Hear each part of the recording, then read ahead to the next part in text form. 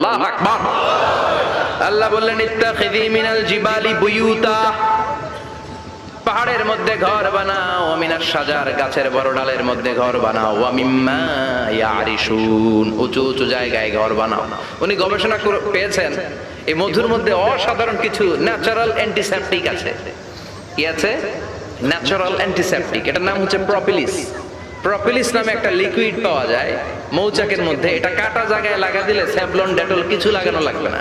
ওই প্রপিলিসের কারণে আপনার কাটা জায়গা এমনি শুকায় যাবে। সুবহানাল্লাহ পড়েন।